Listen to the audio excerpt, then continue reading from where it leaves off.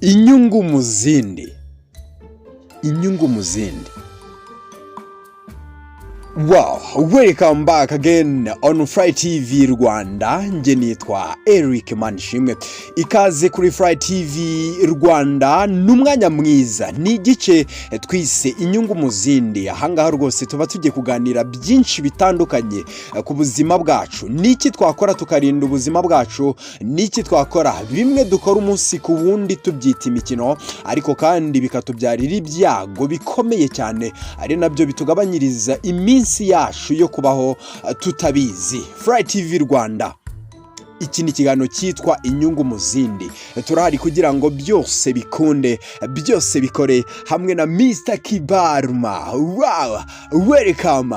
Mukanya gatoya rwose gahunda zose zigiye kuba zajya ku murongo. Niwibagirwe gukora subscribe, niwibagirwe gukurikirana ibikorwa byacu umunsi ku wundi ndetse no kubiha abagenzi bawe. Kora share, ukore like, usige comment kugira ngo rwose tugire imbaraga mu byo dukora, kugira ngo tugire aho tuva naho tugera. Wow, ikaze mu kiganiro inyungu mu zindi. Nje nitwa Eric Manishimwe. Ikaze.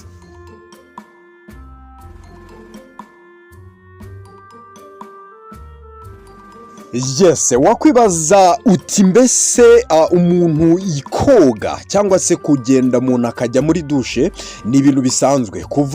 Kuba umuntu rwose yabyuka mu gitondo kare cyane, akazi karimo karamuhamagara ku rwego rwo hejuru, kabyuka ukajya muri dushe ukoga, ni ibintu wumva ko bisanzwe, ariko kandi bimaze kuba byatwara imbaga nyamwinshi. Ibi ngibi rwose bimaze kwangiriza ndetse no guteza impfu nyinshi, ariko bamwe na bamwe ntibamenye ikibatera cyangwa se icyongera izi mfu umunsi ku wundi. Tekinoloji twirirwamo ibintu byinshi bitandukanye dukora, ariko kandi tubyita ibyoroshye, tubyita ibigezweho, nibyo bikomeje kugenda bitwara ubuzima bwacu umunsi ku wundi. Wakwibaza uti abantu ba kera babayeho, abantu ba kera rwose babayeho bafite imbaraga, abantu ba kera bararambaga, ariko kandi ba bantu ba kera muri iyi minsi rwose usanga aribo bafite imyaka myinshi. Ibi ngibi biterwa n'iki? Yes, kuri iyi ngingo yacu twari dufite kuganira rwose kuri uyu munsi. Reka rwose tubabwire ko rwose zimwe mu ngaruka zishobora guterwa no kujya muri dushe uko uhereye ku gice cy'umutwe. Ibyago bishobora kuba byaguteza akaga ndetse n'akandare bishobora kuba byateza umubiri wawe muri rusange. Ikintu cya mbere bishobora kuba byatera nicyo bita capillary leakage. Ibi ngibi rwose ni cya gihe usanga imitsi yireze mu gahanga k'umuntu, ndetse uko amaraso atera bikagaragarira ku mubiri w'umuntu. Ibi ngibi bivuze iki? Ibi ngibi birasigura iki mu by'ukuri? Ni ukuvuga ngo hari igihe ubona umuntu rwose ku ruhu rwe, ku mubiri we rwose hariho imitsi yiwe irimo iragaragara ku rwego rwo hejuru, uko amaraso agenda atembera bigaragara. Biriya bintu rwose nta kindi kintu ushobora kumva ko, nta kindi kintu ushobora kumenya ko kibitera usibye rwose ikosa ryo kubyuka ukajya muri dushe ukoga amazi akonje, yewe yabashyushye, uhereye ku gice cy'umutwe, kandi bihita bizamura ikigero cy'amaraso n'ubushyuhe tuzi nka temperature, blood temperature, cyangwa se temperature ikazamuka mu mubiri ku rwego rwo hejuru. Ikindi ukwiye kumenya nuko habaho ubwoko bubiri bwa stroke. Ni ukuvuga ngo mbere na mbere ugomba kumenya ko ibyo byose biterwa no kuba wagenda ukajya muri dushe ukoga uhereye ku gice cy'umutwe. Amaherezo birangira rwose witeje icyago cy'indwara bita stroke. Iyi ni Fry TV Rwanda. Nje nitwa Eric Manishimwe.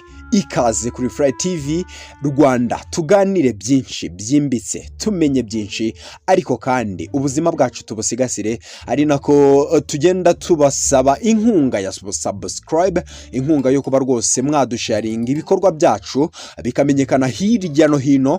Fly TV Rwanda tutabatenguha kugira ngo ibintu byose bibagereho gatano ku kandi. Ubwoko bwa stroke bashobora kuba bwaterwa no kuba wajya muri dushe ukakoreramo cyangwa se ukoga uhereye ku gice cy'umutwe, harimo iyo bita ischemic stroke. Iyi ngiyi rwose ni ibura ry'itembera ry'amaraso mu mubiri, kandi hakanabaho ubwitwa hemorrhagic. Iyi nayo kandi ikabiterwa no kuvirirana cyane, ari nacyo twita bleeding mu rurimi cyangwa se mu ndimi z'amahanga. Ibisubizo cyangwa icyerekana ko iki cyago cyabaye ku mubiri wawe byose byerekanwa n'igice cy'ingenzi twese tuzi cyitwa ubwonko, ndetse bikanagaragarira iyo igice cy'ubwonko kitagikora neza. Birumvikana uzamenya ryari ko stroke yamaze kugufata cyangwa se urimo kuba rwose wajya mu byago byo kuba wakwandura iyi ndwara. Wow, biroroshye cyane. Fly TV Rwanda niyo mpamvu tuhabaye kugira ngo rwose tubabwire ingaruka zishobora kuba zaterwa no kuba wakoga amazi uhereye ku mutwe, kandi bamwe babifata nk'ibisanzwe, ariko kandi biteza ibyago akayabo. Amamiliyari y'ibyago ashobora kuba rwose yava mu kuba wakoga aya amazi. Yes, dukomeze cyane tumenye ese ni ryari uzamenya ko iki cyago cy'indwara gitangiye kuza kuri wowe bitewe n'izo mpamvu. Ikimenyetso cya mbere uzabimenyeraho nuko kunyeganyega cyangwa se gutangira kususumira hamwe ujya ahandi bigatangira kuba ikibazo. Kwa kundi rwose kumuvinga ni ukuvuga ngo movement cyangwa se muvoma, kunyeganyega kuva ahantu hamwe ujya ahandi bizatangira kuba ikibazo. Ugatangira kumva rwose ukeneye kuba waguma ahantu hamwe, kuba waguma nta kumuvinga. Ikindi kimenyetso twihuse cyane kubera ko ikiganiro kiba gifite iminota mike, birumvikana, ariko kandi uko mugenda mukurikirana ibikorwa byacu munsi ku wundi nibyo bizaduhereza ishusho, isura y'imbaraga dushobora gushyira muri ibi bintu, kandi bikaba byagirira umumaro imbaga nyamwinshi ikurikirana Fly TV Rwanda. Ni mu gice twise inyungu mu zindi. Wow, utangira kumva cyangwa se kugira ikibazo cyo kumva, cyo kutumva, ndetse no gusobanukirwa neza, ndetse no kuba watakaza ubushobozi bwo gusobanukirwa vuba. Ni ukuvuga ngo umubiri wa muntu uteye ku buryo rwose umuntu iyo umuvugishije, umuntu rwose like iyo ufite ubwenge, iyo ufite photographic mind, umuntu aba yiremanwe. Iyo utangiye rero gutakaza uburyo wafataga mu mutwe, iyo utangiye gutakaza rwose uburyo umuntu yakubwiraga ikintu ugasobanukirwa byihuse, ahangaha rwose uzatangire witabire kuba wajya kubitaro. JOURNALISTE kibaruma ndahari. Yes, iyindi karakteri ya gatatu ishobora kukwereka ko rwose uri kugenda rwose werekeza ku musozo wo kuba warwara iyi ndwara ya stroke iterwa n'iki kibazo cyo kujya koga amazi ya dushe mu gitondo uhereye ku mutwe. Harimo gutangira kumva isi imeze nk'izenguruka inshuro nyinshi. Iki kintu tukitondere. Hari ukuntu umuntu yicara rwose akumva isi irimo irazenguruka, isi irimo rwose ifite ibintu by'ibizunga uzunga.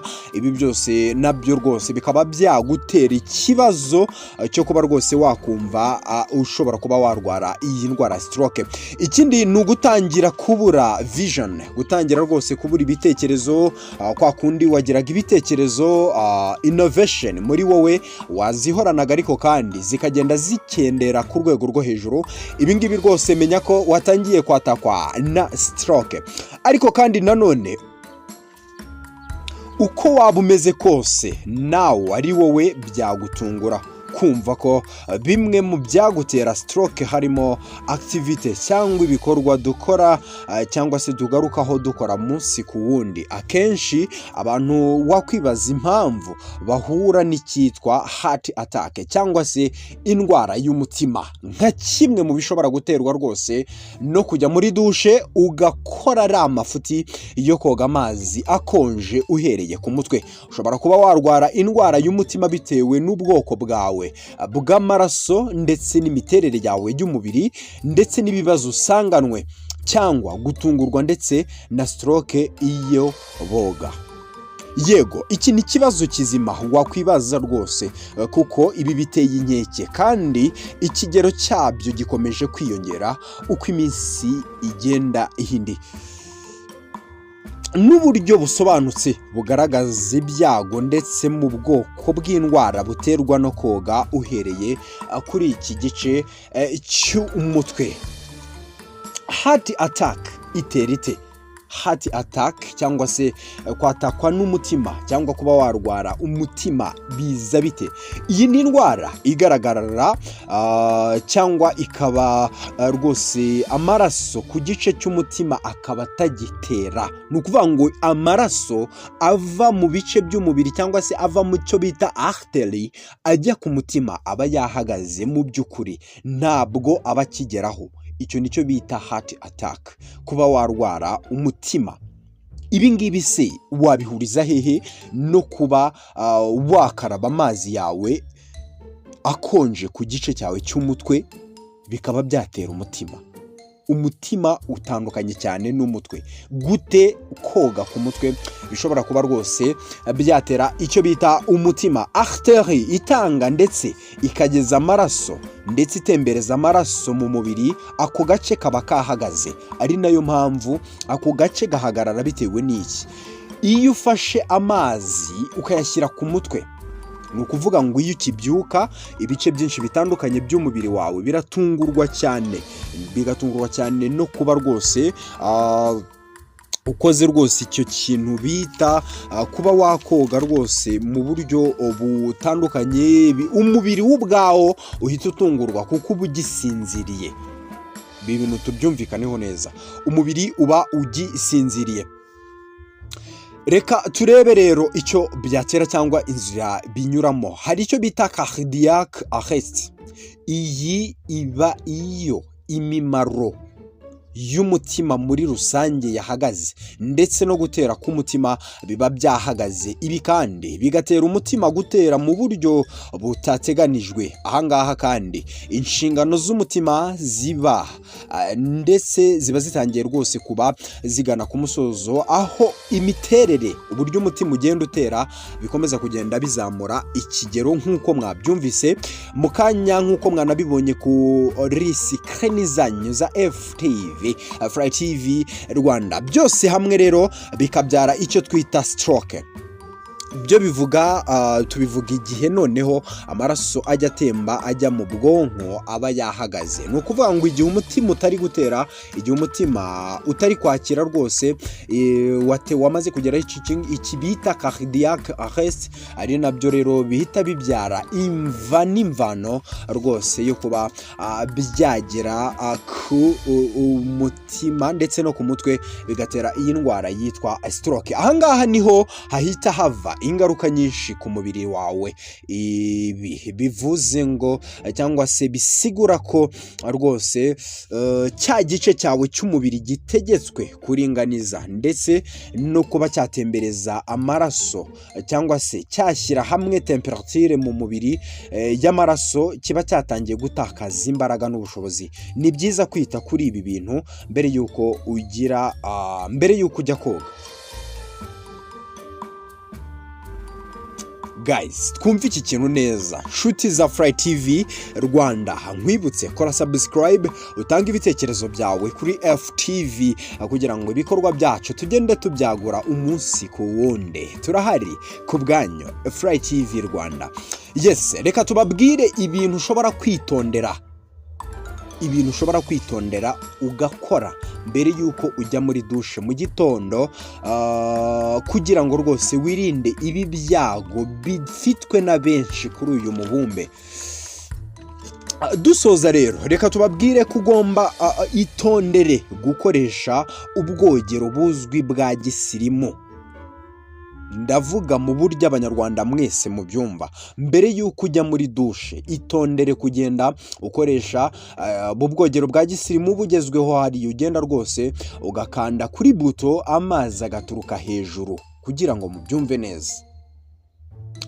Ibi rero iyo ugiye ukabikora, ubwonko bwawe buhita butungurwa, ari nabyo bitera icyago twavuze haruguru, kuko nibwo bumaze benshi babwita ubusirimu. Ikindi kandi byaba byiza mbere yo gukoresha ubu bwogero wabanza ukogera ndetse ukagorora ingingo zawe. Ndavuga siporo zoroheje zifata byibura nk'iminota itarenze 5, ukagura ibice bitandukanye bikagenda bikanguka by'umubiri, bityo ubwonko bugatangira gukora neza. Ari naho utangira koga rwose, ugahera ku birenge byawe ugenda uzamuka kujya hejuru. Ibyo ngibyo rwose bigufasha kuba warinda iki cyago cyangwa se ibi bintu byinshi tumaze kuvuga hano kuri Fly TV Rwanda. Ubuzima bwawe buri mu biganza byawe, kandi ni wowe ubufite mu nshingano. Ikindi kintu twasoza tubabwira, ibuka gusenga, ari nayo ntwaro ikomeye cyane wowe ushobora gukoresha rwose icyago icyo ari cyo cyose kikakwirinda akivuye inyuma. Wow! Ntiwibagirwe gukora share, subscribe, utumenyekanisha n'ahandi henshi. Fly TV Rwanda turahari kugira ngo byose tubibagezeho. Turahari kugira ngo ubuzima bwawe bugende neza. Turahari kugira ngo amakuru agezweho, ubucukumbuzi byose bibagereho. Nge nitwa Eric Manishimwe. Iyi ni Fly TV Rwanda. Murakoze cyane. Ibiganiro byo nakagaruka. Ndabashimiye. Inyu